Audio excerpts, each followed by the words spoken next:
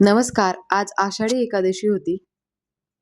मी सगळे देव व्यवस्थित घासून घेतले. त्यानंतर स्वच्छ असे पुसून घेतले. माझ्याकडे छान अशी विठ्ठल रुक्मिणीची मूर्ती आहे आणि ही विठ्ठल रुक्मिणीची मूर्ती ना मी आळंदीमधून घेतली आहे. त्यानंतर मी विठ्ठल आणि रुक्मिणीला हळदी कुंकू लावून घेतलं. त्यानंतर छान असा दूध आणि दही हे घालून अभिषेक केला. त्यानंतर पाणी घालून देखील व्यवस्थित अभिषेक करून घेतला.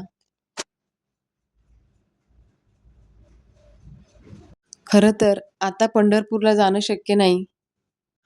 पण भक्तिभावाने पांडुरंगाची पूजा यात खूप मोठं समाधान आहे. मी पांडुरंगाची मूर्ती व्यवस्थित पुसून घेतली. मी हातावर अष्टगंध घेऊन विठ्ठल रुक्मिणीला लावलं. त्यानंतर हळदी कुंकू लावून घेतलं. छान अशी पूजा करून घेतली. पूजा केल्यानंतर ना खरंच खूप छान आणि प्रसन्न वाटत होतं. त्यानंतर मी सगळे देव व्यवस्थित देवघरामध्ये ठेवले.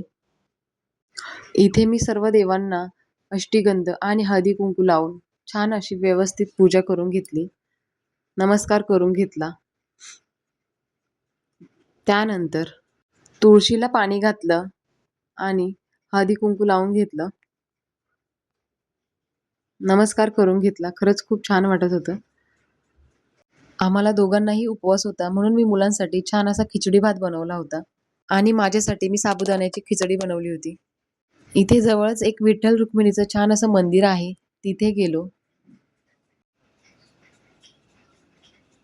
तिथे गेल्यानंतर जास्त गर्दी नव्हती.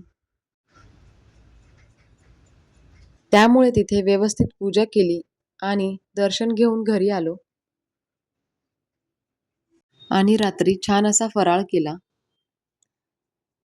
दुसऱ्या दिवशी आवरून मी लगेच स्वयंपाकाला लागले. इथे कुकर लावला आणि भात देखील लावला होता. बाकी स्वयंपाकाची तयारी करून घेतली आणि मी इथे सकाळीच आळूची भाजी बनवायला घेतली होती. विराजचे पप्पा गावाला गेले होते. त्यांनी छान अशी ही आळूची पानं आणली होती.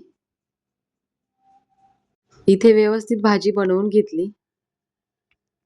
शिजल्यानंतर इथे तव्यावर लगेच व्यवस्थित तळून घेतल्या.